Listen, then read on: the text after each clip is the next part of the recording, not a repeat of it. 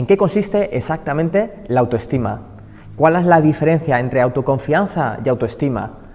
Es más, ¿quieres conocer claves prácticas para mejorar tu autoestima? Si te interesan estas y otras cuestiones, te invito a que nos acompañes a lo largo del programa de hoy.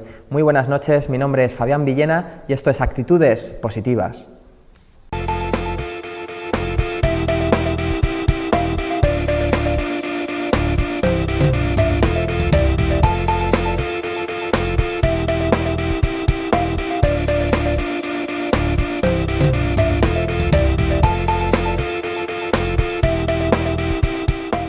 Hace un tiempo descubrí un póster que me llamó poderosamente la atención.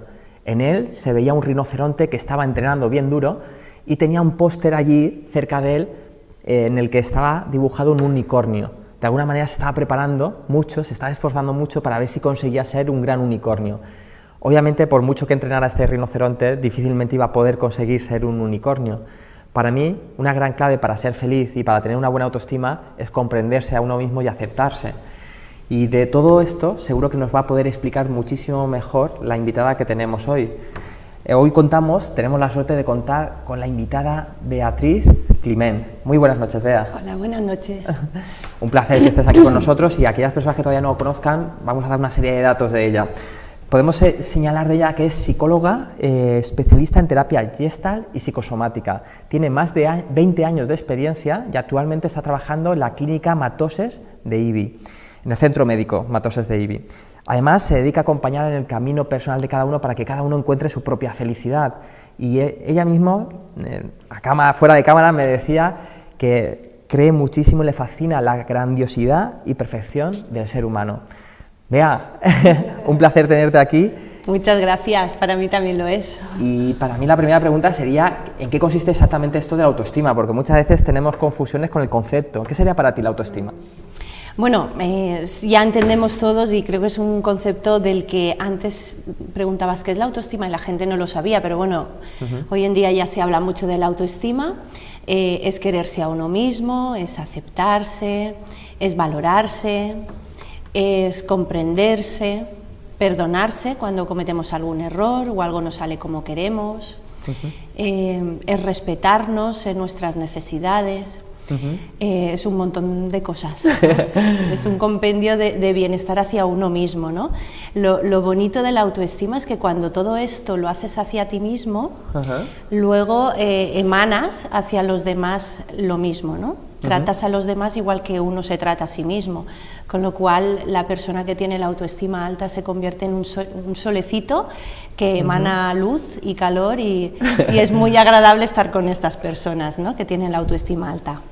Desde luego, Wayne Dyer hablaba que no podemos aportar lo que no tenemos, ¿no? Si no tenemos amor hacia nosotros mismos, difícilmente podemos aportar amor a los demás. En cambio, cuando tenemos una gran autoestima, somos una fábrica de amor que podemos compartir con el resto. En los cursos muy a menudo me encuentro con personas que todavía terminan confundiendo esto de autoestima y autoconfianza y me dicen, ¿no es lo mismo? ¿Qué le responderías? Bueno, autoestima es un concepto muy general, ¿no? Entonces, dentro de la autoestima está el autorrespeto, la autoconfianza, la seguridad en sí mismo, la autovaloración, es como un concepto más amplio, ¿no? Y dentro de él pues ya aparecen diferentes facetas como la autoconfianza, ¿no? Entonces, entiendo que la autoconfianza estaría dentro de la autoestima. ¿Es así? En mi opinión, sí. Sí. Bueno, esto aquí cada uno tiene distintas opiniones y todas son válidas. Y si te hemos traído a ti aquí es para conocer la tuya. Yo comparto la mía. ¿Cuál sería la diferencia entre una persona que tiene una buena autoestima y una persona que no está logrando tener esa buena autoestima? Bueno, básicamente, y conforme a lo que decía antes, ¿no?, es fácil de detectar porque con quien nos apetece estar seguramente tenga la autoestima alta. A no ser que sea una de estas personas que tienen la autoestima baja, porque menos pensar en ellas piensan en todos, entonces se dedican a complacer a todos los demás. Esto no es síntoma de alta autoestima, porque siempre se dejan a ellos mismos en segundo lugar, pero que sí que es muy agradable estar con ellas porque te complacen mucho y te satisfacen mucho a ti, ¿no?, o a los demás, cuando ellas no se están mirando a sí mismas, ¿no? Pero quitado de esta excepción, la persona con la autoestima alta da gusto estar a su lado, ¿no? Yo siempre digo que es cuando vas a una cena de un montón de personas y siempre hay gente que dices, que no me toque al lado de esta persona, ¿no?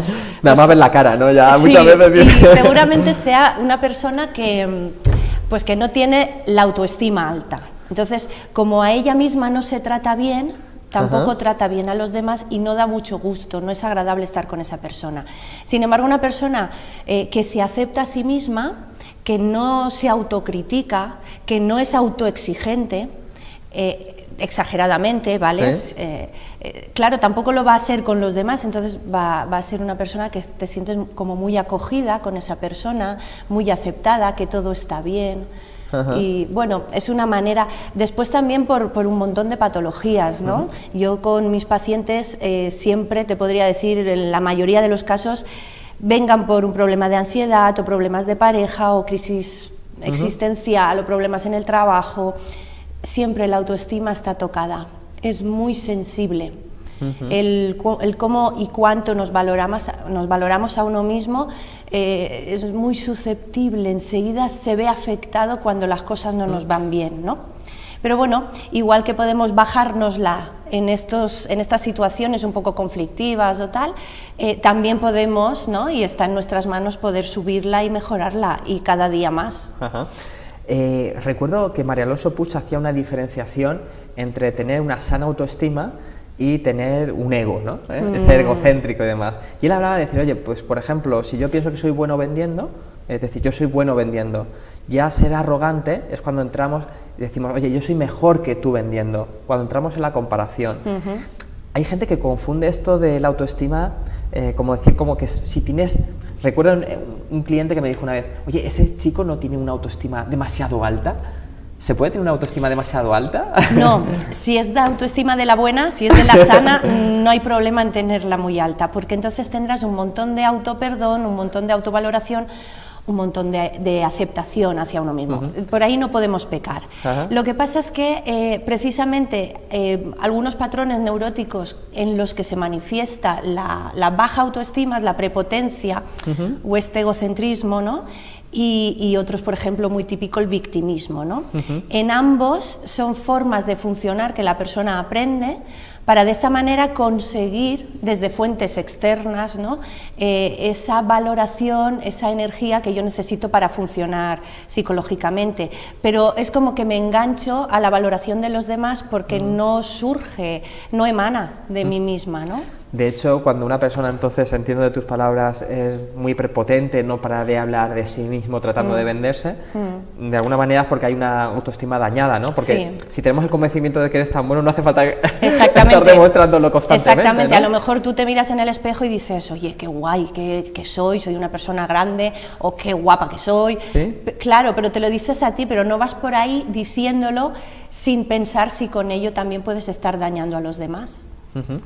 Entonces entiendo también de lo que estás comentando que cada vez que una persona incluso ataca a otra y demás, es probable que sea un síntoma también de tener una autoestima tocada. Claro, sí, porque si estamos diciendo que quererse y tener la autoestima alta es aceptarse, si yo me acepto y me acepto incluso en lo que consideramos como defectos, puedo decirte pues la inseguridad, la impuntualidad, el ser hipócrita o ser pelota, bueno, cosas que decimos que son defectos, ¿no? ¿Sí? Si yo esto lo rechazo en mí, cuando lo vea en otras personas, tampoco lo voy a aceptar. Entonces es lo que le llamamos desde la terapia gestal las proyecciones. Cuando critico algo afuera en otra persona, cuando realmente es un conflicto mío, ¿no? Un buen ejercicio, Bea, puede ser, entonces, oye, piensa cuáles son las personas que más te ponen de los nervios, ¿no? Por supuesto. ¿Qué es lo que más te molesta de esas personas? Te haces una lista y luego te preguntas de manera honesta hasta qué punto tú eres... Si yo soy eso, si me lo permito ser, seguramente diré que no. O si lo reconozco en mí, no lo acepto, es las dos opciones, y bueno, entonces me convierto en una persona incompleta, porque yo tengo el concepto de que la verdadera autoestima no es buscar un cambio, Es decir, por ejemplo, imaginemos que soy una persona insegura, ¿no? Entonces, yo quiero dejar de ser insegura y convertirme en una persona segura, porque la seguridad la estoy valorando mucho y todos son ventajas, y la inseguridad es como un defecto. Realmente no es así, porque si yo quito de mí la inseguridad y pongo la seguridad, no he crecido como persona ni he ampliado mi autoconcepto. La autoestima verdadera es el que soy está bien, como soy está de categoría. Si tengo esa inseguridad en mí, para algo me estará sirviendo. Entonces, aceptarla, mantenerla y cogerla de la manita. Y luego, en ciertos momentos, pues por supuesto, desarrollar aquello que me falta, que puede ser la seguridad, pero es que no es incompatible. Yo puedo llevar la seguridad en un bolsillo y en la otra la seguridad, ¿no? Y dependiendo de la situación y teniendo muy claro cuáles son las ventajas de una y otra, pues ya utilizar una forma de comportarme o la otra. Quien dice la seguridad o inseguridad, podemos hablar del llegar puntual o ser tardón, o ser ordenado o desordenado, o mentiroso o honesto, ¿no? Dependiendo de la situación, y ahí es donde se ve realmente la inteligencia emocional de la persona, cuando sabe cómo comportarse en cada situación según evalúa esa situación, de la manera más rentable para la propia persona, claro. Entiendo, si he entendido bien, Bea, sería el patrón común denominador, sería lo primero es la aceptación, y luego ya, si acaso ya mejoramos la puntualidad, mejoramos la seguridad o no, si es una prioridad o no, ¿vale? Pero es más importante, en primer lugar, la aceptación que cualquier otra cosa. Lo que pasa es que para aceptarme me tengo que conocer, y mucha gente no se conoce. Entonces tengo que conocerme, pararme a mirarme. Pararme a mirarme.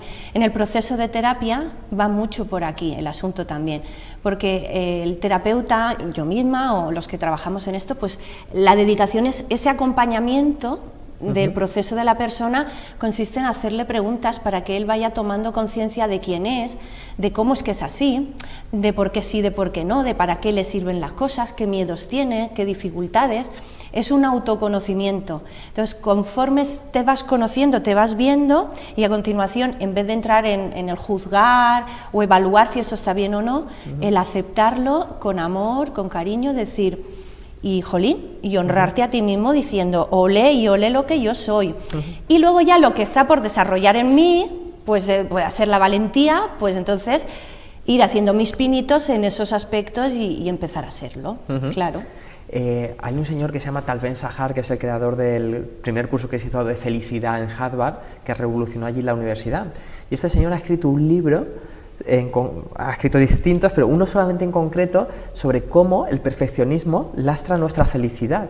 En concreto, este libro se llama, para quien esté interesado, La búsqueda de la felicidad, de Tal Ben-Shahar, ¿no? Y el claim, el subtítulo era cómo el perfeccionismo, ¿vale?, nos lastra la felicidad. ¿Cómo crees que se relaciona esto del perfeccionismo con la autoestima? El perfeccionismo cogidito de la mano de la autoexigencia, porque claro, si tenemos que ser perfectos, nosotros nos hemos montado una imagen de perfección y nos pasamos el día autoexigiéndonos ser mejor madre, mejor profesional, mejor marido o mujer, mejor cocinera, en todo, ¿no?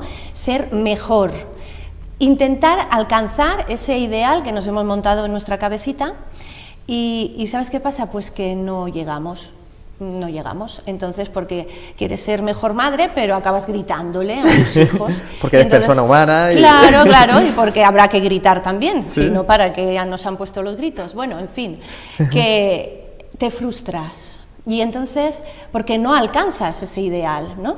Y es como que hay una distancia entre lo que yo soy y lo que yo debería ser. Cuanto mayor es esa distancia, peor autoestima tenemos, ¿no?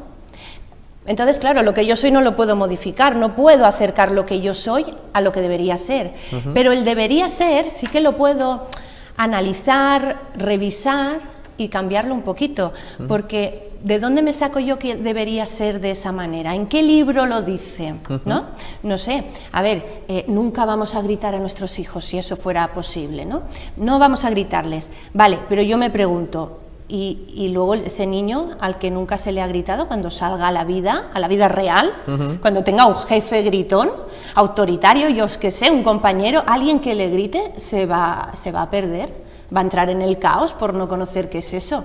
Entonces, no es que busquemos gritarle a los niños, pero que si en algún momento como madre, por mis circunstancias, veo que grito, no debo juzgarme, no debo machacarme, es más el comprenderme, es decir, en qué estado me encontraba que he actuado de esta manera, ¿no? Y por supuesto, cuando mi comportamiento tiene unas consecuencias, pues solucionarlas o pedir perdón o esto, ¿no?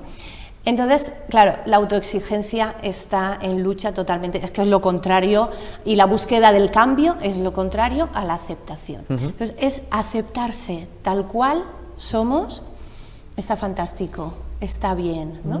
Y entonces, ¿qué ocurre? Que hay, en terapia Gestalt tenemos la teoría paradójica del cambio, es muy curiosa, porque cuando te aceptas y dejas de querer cambiar algo, paradójicamente cambia. Paradójicamente cambias, ¿no? Entonces, cuando yo acepto el que soy desordenada y lo acepto, paradójicamente pasan 2 meses de esas reflexiones y miro para atrás y dices, ay, pero si yo era más desordenada, pero si estoy ordenando no me lo puedo creer. Esto lo he vivido yo en mis propias carnes, o sea, que quiero decir, sucede, ¿no? Entonces, cuando aceptas, paradójicamente empieza, las resistencias bajan, empieza a salir todo más fluido y empiezas a desarrollar partes que te faltan. Y de ahí que percibes que has cambiado, ¿no? Entiendo también que, como me viene a la mente la fórmula que habla mi amigo Fernando Botella, ¿no?, de la felicidad. Él dice que la felicidad es igual a R menos E. Es la realidad menos las expectativas que nos hemos hecho, ¿no? Creo que va muy por aquí, ¿no? Es decir, muchas veces igual a veces la realidad no la puedo cambiar, pero las expectativas que me he hecho de mí mismo sí que las puedo cambiar, entiendo, ¿no? Ahí, sí. Si somos capaces de cambiar estas expectativas que a veces son demasiado idealistas, incluso tú dices, claro, a veces es casi imposible conseguirlo, o incluso lo conseguimos y enseguida nos marcamos otras, ¿no? Y entonces parece que nunca es suficiente, ¿no? Sí, el problema de las personas que viven con el nunca es suficiente es un problema también de autoestima. Y es esa sensación un poco como de vacío, como que por mucho que hagas, no vales, ¿vale? Esto normalmente viene de tu infancia, de cómo te han educado, no sé, imaginemos que somos 3 hermanos y el de mayor, porque es el mayor, se le valora un montón, y el pequeñito, porque es el pequeñito, pues se le valora, y el de en medio, él tiene mejor 2, 3, 5 años y dice, ¿y yo por qué valgo? Tendré que inventarme algo, ¿no? Y pues voy a ser buen estudiante, ¿no? Y empieza a sacar buenas notas y no consigue las palmaditas en la espalda porque los padres están mirando a los otros 2. Y entonces dice, bueno, pues no es suficiente, tendré que sacar, no vale notables y sobresalientes, tendré además que, no sé, que sacar matrículas de honor, ¿no? que mi profesora llame, o incluso empezar a portarme bien, o hacerle regalitos a mi mamá, o empezamos a inventar, porque es básico para el niño sentirse querido, sentirse valorado, sentir que es importante para sus padres. Es por simple supervivencia y es biológico que te tengan en cuenta y te valoren, ¿no? Y que te acojan y te cuiden. Entonces, por propia supervivencia, psicológicamente inventamos. También hay niños que inventan ponerse malos y son niños enfermizos porque de esa manera... O rebeldes, captan. Porque al final... O rebeldes, hay muchos patrones, pero al final todos buscan el reconocimiento, la valoración de los padres. Si ese nunca llega, es la sensación, crecen con esa sensación de haga lo que haga, nunca soy reconocido, nunca soy valioso. Nunca es suficiente. Claro, nunca es suficiente. Y entramos en ese patrón que, bueno, luego son personas que consiguen 3 apartamentos, la mujer y 2 amantes, 4 carreras, 5 idiomas, pero luego siguen vacíos por dentro, porque es un problema que se fastidió en la infancia y que hay que solucionar yendo allí. Es lo que te iba a comentar, porque claro, me viene a la mente también una de las teorías que dice que desde que nacemos, que va muy alineado con esto que estabas comentando, Bea, que desde que nacemos todos queremos atención y cariño, ¿no? Y estamos en esa lucha constante por conseguir la atención y cariño en la primera etapa, sobre todo de nuestros padres, ¿no? Luego ya igual cuando estamos en la adolescencia de nuestros iguales y demás, ¿no? Entonces, claro, dices, vale, esto viene de aquí, ¿cuál sería la solución, Bea? ¿Pero para los padres? No, o sea, para los chavales, cuando ya han crecido, es decir... Ya. Bueno, como niños ya inventan lo que pueden, lo que saben, y muchos encuentran su fórmula, ¿no? Está el niño que es bueno, el niño que es listo, El niño obediente, luego el rebelde. Y el rebelde en todos sus patrones, también los más desagradables, ¿no? Sí. Yo me refiero ya cuando, vale, ahora muchas veces te encuentras con alguien que es empresario, que está desarrollando un montón de actividades, que hace un montón de proyectos, pero nunca es suficiente. ¿Qué puede hacer? Ir a terapia. Sí, tendrá que darse cuenta de por qué está funcionando así, de con qué tiene que ver y cómo es que funciona así. Seguramente ir a la infancia, comprender cómo fue criado y por qué sus padres no lo valoraron, comprender, ponerse en la piel de sus padres, incluso hacer un trabajo de perdón, de comprender las circunstancias por las que ellos estaban pasando. Yo no creo que hayan padres malos. Creo que hay padres que hacen lo mejor que saben en sus circunstancias, ¿no? Entonces, ponerse en la piel de sus padres y ese perdón y esa comprensión muchas veces relaja y tranquiliza mucho. O sea, el niño herido o el niño que no tuvo ese amor, eso no lo vamos a poder cambiar. Pero la perspectiva con la que tratemos eso sí se puede cambiar. Y sobre todo empezar a adquirir unas estrategias y unas pautas de cómo funcionar él consigo mismo, consigo mismo, de decir, uy, no tengo bastante, no me siento satisfecho, y al mismo tiempo decir, espera, esto tiene que ver con aquello, no, espérate, así está bien, ¿no? Entonces, como generar otro tipo de autoapoyo con uno mismo ahora en el presente, ¿no? Me cuadra mucho con una de mis conferencias favoritas de Wayne Dyer. Él habla del poder de la intención y él habla que estuvo durante muchos años consiguiendo grandes logros, venía de vivir en orfanatos y demás, y que justo realmente cuando hizo su cambio fue en un momento en el que tuvo una crisis personal, fue a visitar la tumba de su padre que la había abandonado cuando tenía 3 años, y en ese momento, cuando después de decirle un montón de cosas, desahogarse, hubo un momento en el que lo perdonó. Dice que fue cuando hizo ese perdón, cuando se fue, hizo un retiro y escribió un libro que os recomiendo a todo el mundo, que es Tus zonas erróneas, y lo encumbró a todo lo que ha sido después. Yes. Bea, has hablado antes de la importancia de observarse y no juzgarse, ¿no? ¿Hasta qué punto es importante a la hora de tener una sana autoestima? Sí, la autoestima es conocerse, por lo tanto, para conocerme me tendré que observar, tendré que mirarme, pero sin látigo. Sin el juicio, ¿no? Sin el juicio. Sí, está bien o está mal, no, oye, voy a comprender por qué ha sucedido esto. Eso es. Entonces, claro, ¿qué ocurre? Digamos que los pacientes, cuando vienen a la consulta, sienten este acogimiento, sienten esta aceptación, y de alguna manera, el ver que yo los acepto casi incondicionalmente, digo casi porque... Mientras no mates a nadie y demás, ahí ¿vale? estamos, pues, a lo mejor un asesino, bueno, hay ciertas cosas, ¿no? Pero en general, el sentir que allí se puede hablar de cómo es él, de cómo mete la pata, o de cómo le ha gritado a sus hijos, o de cómo 1000 cosas consideradas como errores, ¿no? Y ver que allí se ponen como en la mesa, pero sin juzgar, pues de alguna manera es como el paciente dice, coño, si ella lo está haciendo, como no voy a hacerlo yo conmigo, ¿no? Pero el problema es que cuando se pone encima de la mesa, el que juzga es el propio paciente, sus propias cosas, ¿no? Y se avergüenza de sí mismo. Y ese es el trabajo que sesión tras sesión pues vamos viendo, ¿no? Pero estoy convencida de que mi amor hacia ellos y mi aceptación hacia ellos es curativo. Porque yo a veces tampoco hago nada, simplemente los miro con admiración, la admiración que te decía por el ser humano, y ese poder ver una persona, jolín, pues que intenta sobrevivir pues como hacemos todos, ¿no? Estamos ya casi terminando y te pediría que de manera sintética me dijeras qué relación encuentras entre tener una sana autoestima y tener también una actitud positiva ante la vida. Toda, ¿no? Vamos a ver. ¿Qué te voy a decir yo, no? Empezando de que una autoestima buena es hablarte con cariño y con comprensión a uno mismo, pues ya está, porque la actitud que tú tomas ante la vida pasa mucho por ese diálogo interno y el cómo te hablas a ti mismo y cómo te tratas a ti mismo. Entonces, ¿cómo vamos a tener esa actitud positiva si salgo de casa pensando vaya mierda de persona que soy? Es imposible, pero si yo salgo pensando conmigo misma, hoy voy a triunfar, voy a disfrutar del día, voy a sonreírle a la gente, esa es la actitud positiva, porque aparte, antes has comentado, no podemos dar lo que no tenemos. Por ejemplo, si no tengo amor, no me han querido, no puedo darlo. Ya, por eso está tan en auge ahora lo de dar abrazos, dar amor, porque parece ser que si empezamos a sonreír a la gente y a dar cariño a los demás, nosotros mismos también vamos llenándonos de eso. Así que eso es fantástico. Bueno, para cerrar, últimamente siempre le pedimos a nuestros invitados que nos dejen una canción. En este caso, habías escogido la canción de Can't Stop the Feeling.